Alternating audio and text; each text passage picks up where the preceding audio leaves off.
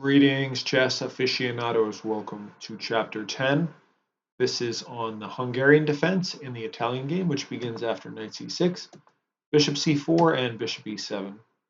As mentioned previously, when we see a kind of offbeat line like this, we're 9 times out of 10 going to play d4. And this is no striking in the center. So if black takes, very often your opponents may take, although this is not considered the best way. We're just going to take back with the pawn, and if he takes again, we've looked at these type of positions before. Already, yeah, black has a big development lead. And say he moves the knight, we can already kick the knight away.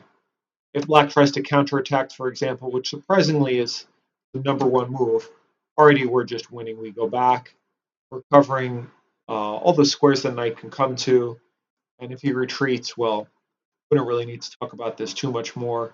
Yeah, already the game is just over. We can actually come here, hitting this pawn, and after knight h6, we'll just take the knight, and black is lost. So obviously, more experienced players are not going to play this way, and the main move is d6.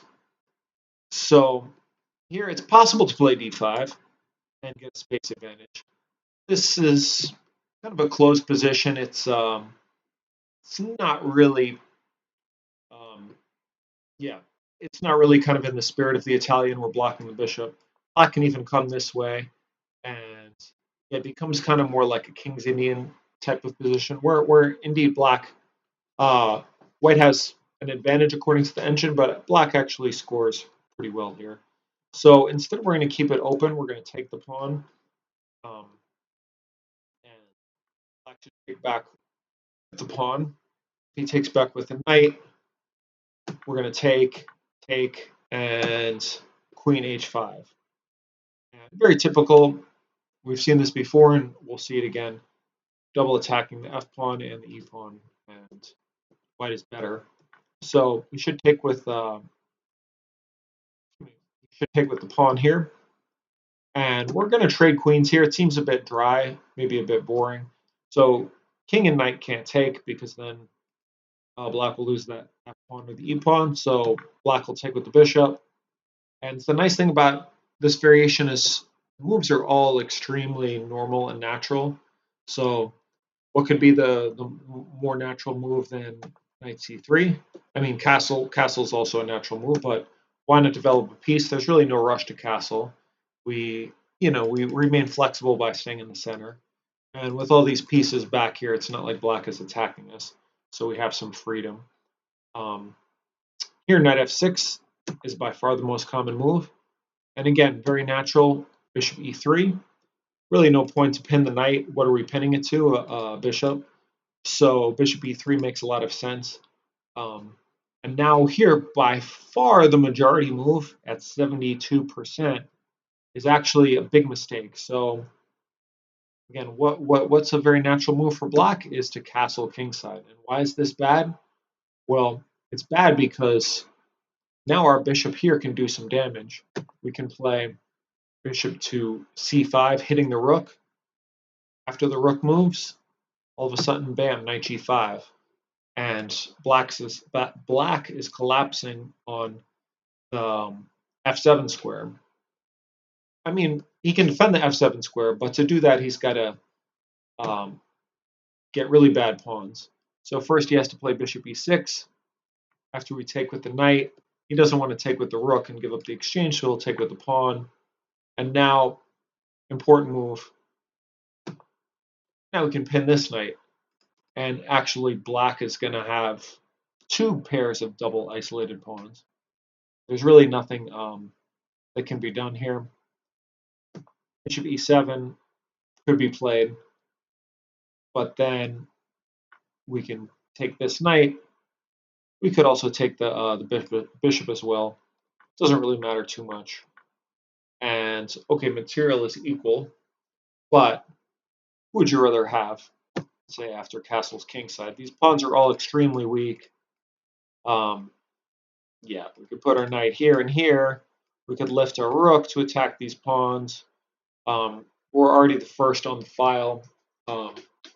on the one open file. And yeah, this is just a disaster for black. And this is all kind of natural moves for black, the most common move, castle. So other moves, black can try to attack our bishop, but then we can come here and stop black from castling. Oh, I should also mention, let me go back. Yeah, if black can protect the rook this way, but then after takes, we win pawn. I didn't mention that. So here, instead of castling, black can attack our knight, for instance. But here we can just castle queenside. Say black castles kingside. We put the question to the bishop. Yeah, if he goes back, we can storm with pawns towards his king. This pawn is under threat. Maybe we can come back. Maybe play f3, push these pawns. Takes. I'm going to stop here. Black's opened up his king. We have the two bishop advantage. This is a pretty good position. Yeah. So all the way back. So besides that f6, black can also go f6, trying to shore up the center and avoid tricks like what we've done to him. But we can play a3, quiet move. But the idea is that we're preserving the bishop on this nice diagonal. And the nice thing is, if you look at black's bishops, they're pretty bad. And if we look at our bishops, well, we're going to have one bishop on this diagonal and have the other bishop probably on this diagonal. Yeah, black's not going to be able to castle kingside very easily, and if he castles queenside, we'll have this bishop bearing down on him. Possibly pawns will be coming. I'll just show a sample of how things can go. Yeah, black kind of has to go through contortions just to get his pieces active. Yeah, I'm not going to explain too much about all these moves.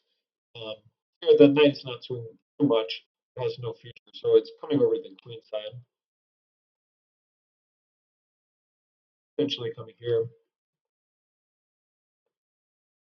And yeah, we could trade pieces, but we really don't want to help black activate. Black is just kind of all discombobulated here. Putting pressure here and putting pressure here. If black has to do something like this, yeah, this is just an ugly position. Yeah, literally all the pieces except this knight are in the back. And yeah, white just has a big edge.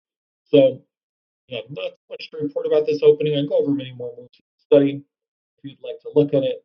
But the main thing to remember is just here play d4, take the pawn, trade queens. It looks dry. It looks maybe drawish, but it's really not. You just have to play really natural moves. And then, yeah, 11,000 out of 15,000 games, black actually throws the game away with castles. And yeah, already we can get a winning advantage. And if black doesn't castle, if he plays bishop g4, bishop e7, knight e6, still going to have an advantage, an enduring advantage in